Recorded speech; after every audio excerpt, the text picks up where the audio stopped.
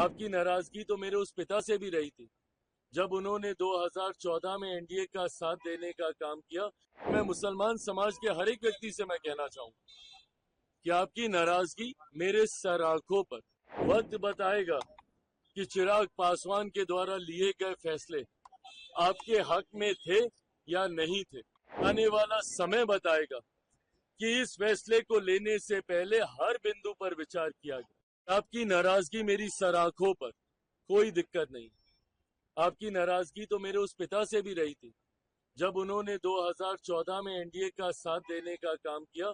उस वक्त भी आप उनसे नाराज हुए थे, बिना इस बात को याद किए कि कैसे 2005 में उन्होंने अपनी पार्टी को समाप्त कर दिया, बिहार में मुस्लिम मुख्यमंत्री बने इस बात की दावेदारी पेश करते हुए। तो आपकी नाराजगी मेरी सर आंखों पर, और मैं मुसलमान समाज के हर एक व्यक्ति से मैं कहना चाहूंगा कि आपकी नाराजगी मेरे सर आंखों पर हकीकत है कि मेरे नेता ने भी हमेशा समर्पण भाव से सामाजिक न्याय की लड़ाई लड़ने का काम किया था। मेरी रगों में भी उन्हीं का खून है, उन्हीं के संस्कार हैं। मैं भी उनकी उस सोच को उतनी ही ईमानदारी से आगे लेकर चलने का काम करूंगा। वक्त बताएगा कि चिराग पासवान के द्वारा लिए गए फैसले आपके हक में थे या नहीं थे। पर तब तक अगर आप मुझसे अपनी नाराजगी भी अगर आप रखेंगे तो बस इतना याद जरूर रखिएगा कि चिराग पासवान का समर्पण न सिर्फ उस समाज के प्रति है, अल्पसंख्यक वर्ग के प्रति है, मुसलमानों के प्रति है, बल्कि उससे बड़ा समर्पण मेरे नेता, मेरे पिता आदरणीय रामविलास पासवान जी के विचारों के प्रति है।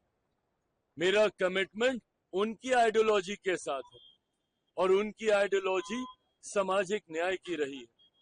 और इसके साथ चिराग पासवान ने ना कभी समझौता किया था, ना कभी भविष्य में समझौता करेगा। चिराग पासवान के द्वारा लिया गया हर फैसला, मेरी पार्टी के द्वारा लिया गया हर फैसला मेरे पिता के विचारों को मजबूत करने की सोच को प्राथमिकता देने की दिशा में लिया जाएगा।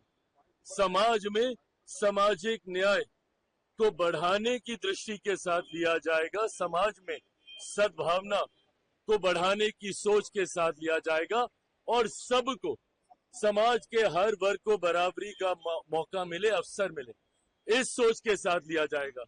हो सकता है जैसे इसके पूर्व में भी हुआ, आज शायद लोगों को इस पर यकीन ना हो, पर आने वाला समय बताएगा कि इस फैसले को लेने से पहले हर बिंदु पर विचार किया गया। हम लोगों की भी चिंता थी जब ये विधेयक सामने आया। जेपीसी की मांग हम लोग के द्वारा की गई थी।